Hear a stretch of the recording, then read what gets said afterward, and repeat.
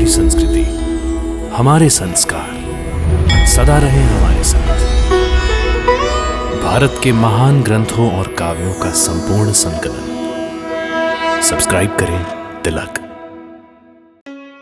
प्रार्थना की खुशबू, cycle pure अगरबत्ती।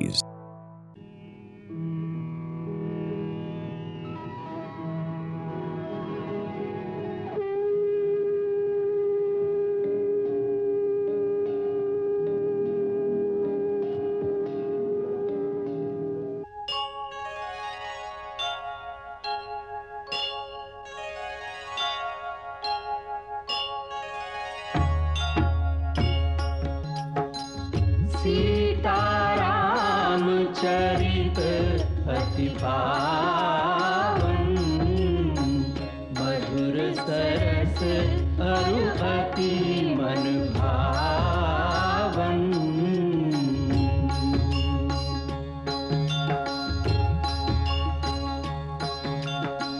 पुनि पुनि कीर्तने हो सुने सुनाए, की प्यास बुझत न बुझाए।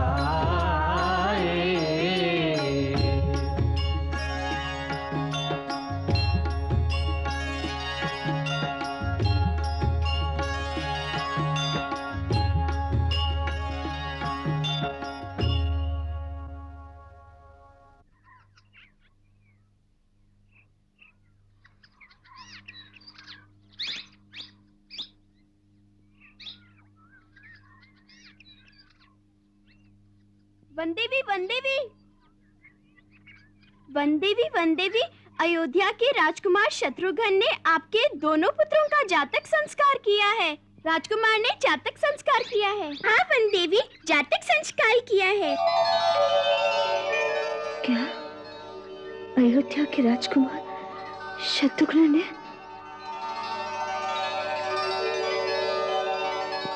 हाँ, राजकुमार शत्रुघ्न ने।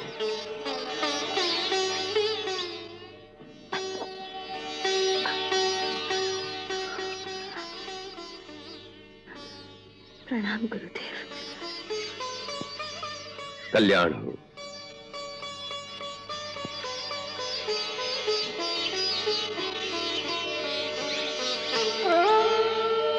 पुत्री, तुम्हारे दोनों पुत्रों का नामकरण हमने कर दिया है। इसका नाम है कुश और इस बालक का नाम है लव।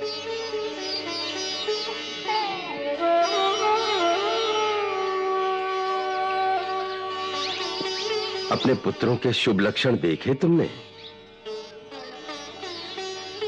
इनके जन्म के समय वन में चारों ओर अयोध्या की राज पताकाएं फहरा रही थीं। आश्रम के द्वार पर अयोध्या की सेना भेरी नाद कर रही थी। राजकुमार शत्रुघ्न महाराज राम की आज्ञा से मथुरा जाते हुए सेना सहित यहां रात भर के लिए रुक गए थे। इन बालकों की भांति वो भी सूर्यवंश के हैं, तो उस नाते इनके चाचा भी लगते हैं। सो उन्हीं की गोद में इनका जातक संस्कार संपन्न हुआ। कुमार शत्रुघ्न ने भेंट स्वरूप अपने गले के हार इन्हें पहनाए हैं, जिनमें अयोध्या के राज्य चिन्ह अंकित हैं। ये सारे शकुन यही कहते हैं कि तुम्हारे पुत्र एक दिन बड़े पराक्रमी राजा बनेंगे। पुत्री, इन पुत्र रत्नों के जन्म पर तुम्हें बहुत बहुत बधाई है। पूज्य पिता, ये सब आप ही का आशीर्वाद है। कल्याण मस्तु।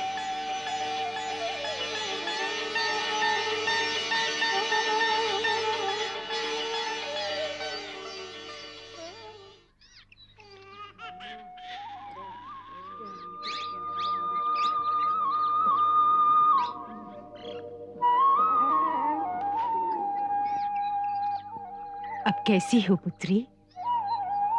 ठीक है माँ। देखो मायावती, वन देवी के लिए सौंठ और अजवाइन डाल के काढ़ा बनाकर ले आओ। अच्छा माँ जी। और पुत्री, मैं थोड़ा सा घी डालकर तुम्हारे लिए गरम गरम दूध लाती हूँ।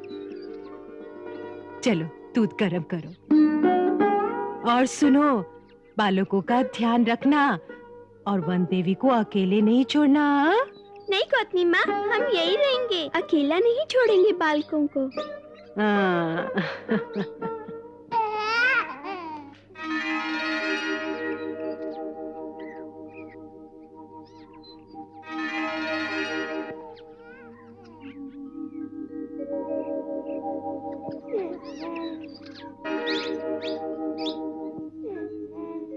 सिए के आंचल में खिले ममता के दो फूल, जिनकी मधुर सुगंध से गई सबे दुख भूल।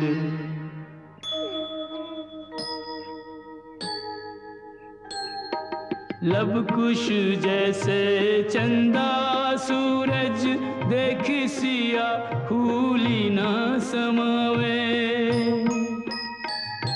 बारंबार निहारत है मुख, वर्णन होए न जो सुख पावे।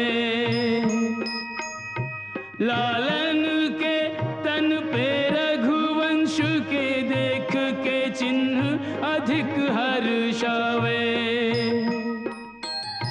नैनन माही सुखाश्रु लिए चिरजीवे लला, यही मात मनावे। जीवे लला यही मात मनावे।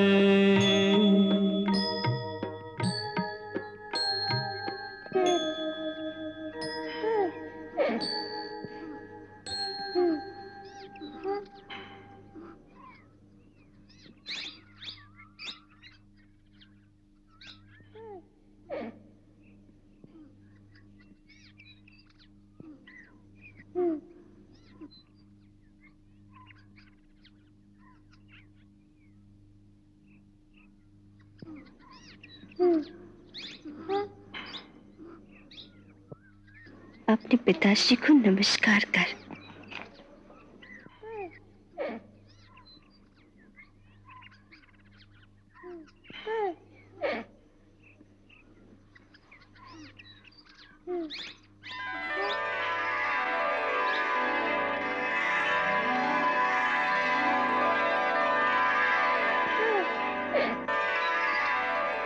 तू भी कर।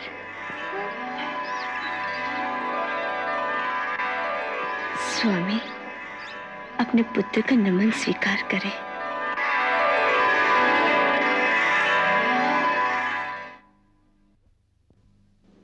क्या बात है भैया?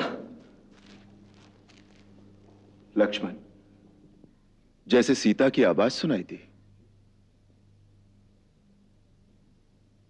भाभी किसी कष्ट में ना हो, शायद सहायता के लिए आपको बुलाती हूं। नहीं लक्ष्मण, तुम सीता को नहीं जानते। वो एक दृढ़ संकल्प वीरांगना है।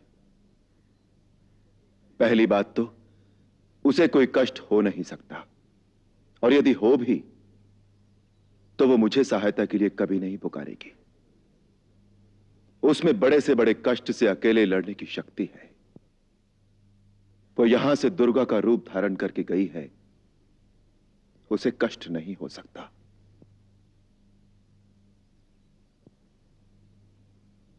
लक्ष्मण, उसके स्वर में उल्लास था, जैसे वो कोई शुभ समाचार सुनाना चाहती हो। शुभ समाचार? शुभ समाचार तो एक ही हो सकता है भैया, अयोध्या के राजकुमार ने जन्म लिया हो।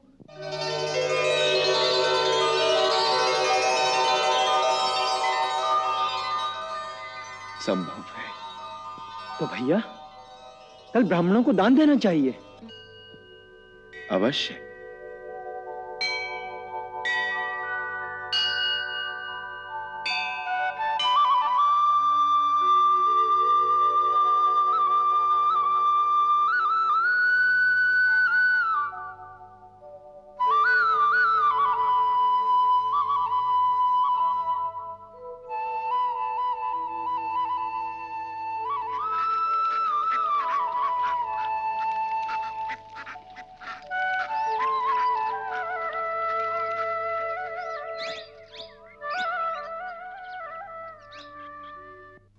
कुमार शत्रुघ्न, तुम्हारे कुल ने सदा ऋषियों की सहायता की है। आज तुम उसी कर्तव्य का पालन करने जा रहे हो। हम तुम्हें विजयी होने का आशीर्वाद देते हैं।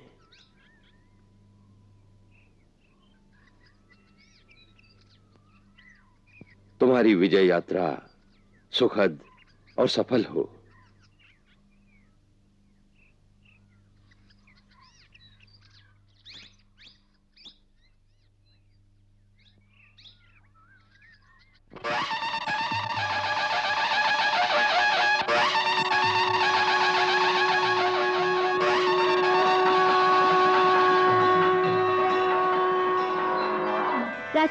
राजकुमार जी, आपसे एक संदेश कहना है। कहो। ये पुष्प आपके लिए वन देवी ने भेजा है।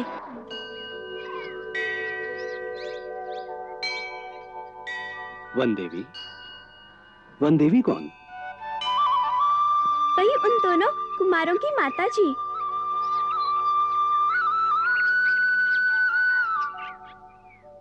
उनके श्री चरणों में मेरा प्रणाम कहना और कहना कि मैं ये पुष्प युद्ध में अपने साथ रखूंगा। राजकुमार जी, यह एक पुष्प उन दोनों छोटे छोटे कुमारों ने अपने चाचा के चरणों में प्रणाम करने के लिए भेजे हैं।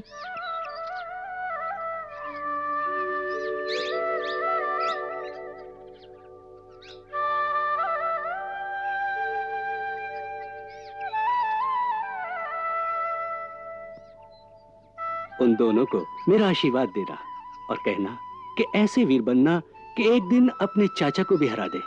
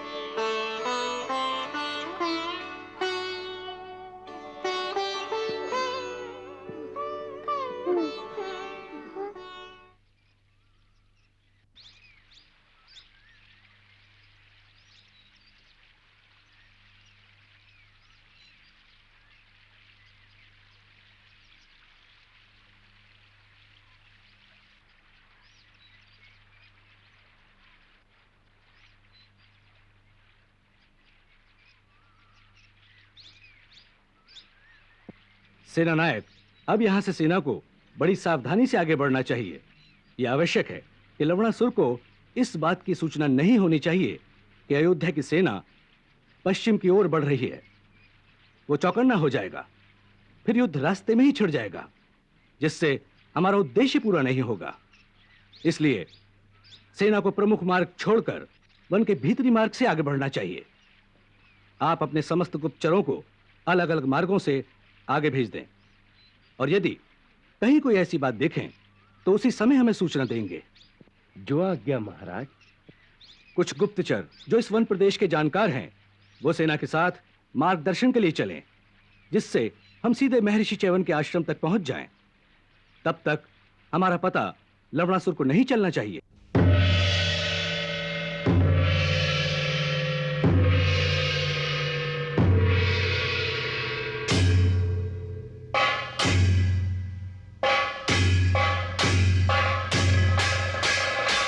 राक्षस कुल गौरव मधुरा नरेश महाराजाधिराज लवणासुर पधारते हैं।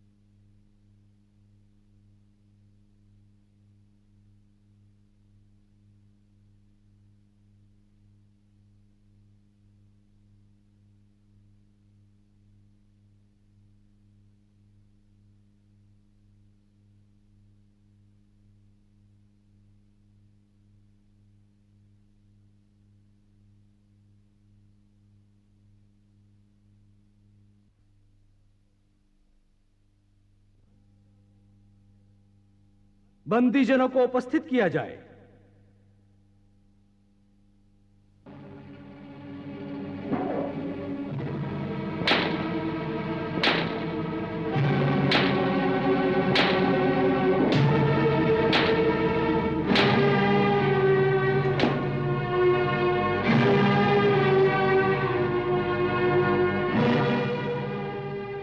इनका दोष क्या है? महाराज, हमें सूचना मिली थी कि राज्य की पूर्वी सीमा पर कुछ ऋषि लोग एक बहुत बड़े यज्ञ का अनुष्ठान कर रहे हैं। सो हमारे सैनिकों ने वहां जाकर यज्ञ को विध्वंस कर डाला और इन सबको बंदी बनाकर दरबार में ले आए, जिससे आप इन्हें उचित दंड दे सके।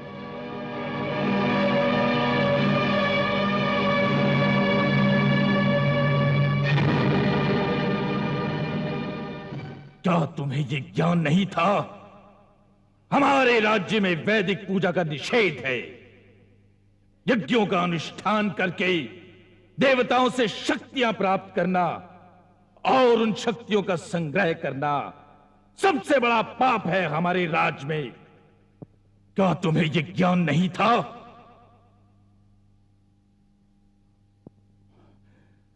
फिर ये पाप करने का साहस कैसे किया तुमने? कैसे?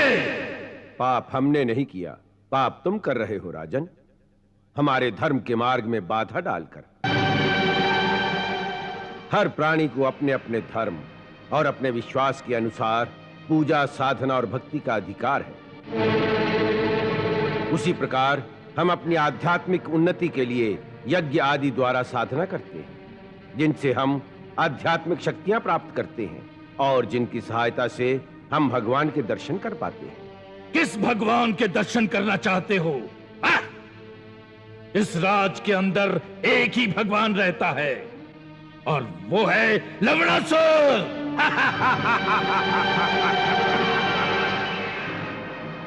हमारे राज्य में दूसरे किसी भगवान की पूजा नहीं हो सकती। नहीं। महाराज लवणासुर, ऐसा लगता है तुम्हारा काल तुम्हारे सर चढ़कर बोल रहा है, क्योंकि जब प्राणी का अहंकार इस सीमा तक पहुंच जाता है, वो अपने आप को भगवान मानने लगता है, वही उसका अंत समय होता है। ले जाओ इसे, उल्टा लटकाकर जीते जी इसकी खाल उतार दो। ले जाओ।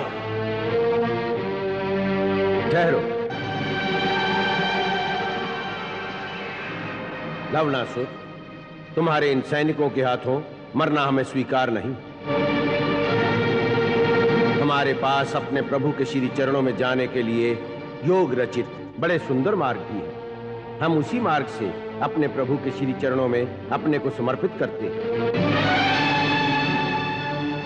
परंतु तुम्हें यह चेतावनी भी देते हैं कि अब तुम्हारे इस पापमय जीवन का अंत आ गया है।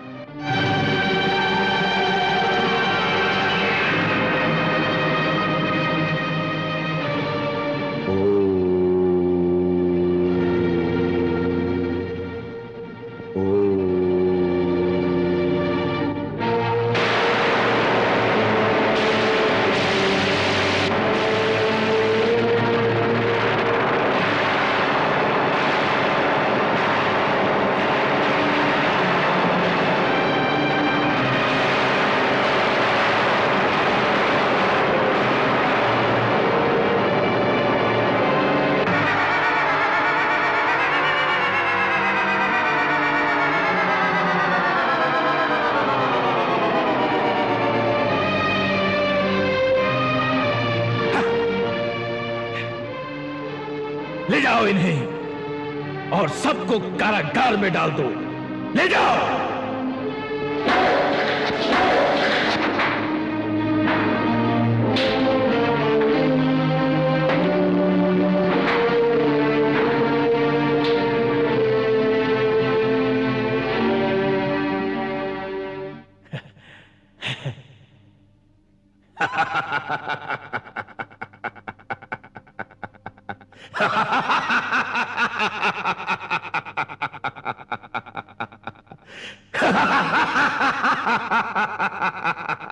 मंगल भवन अमंगल सुदशरथ अजिर बिहारी।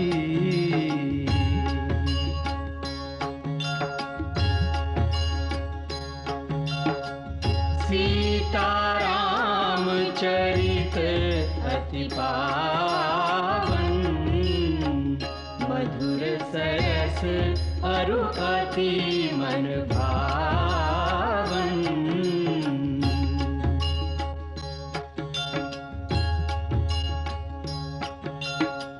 पुनि पुनि कितने हो सुने सुनाए, हिय की प्यास बुझत न बुझाए।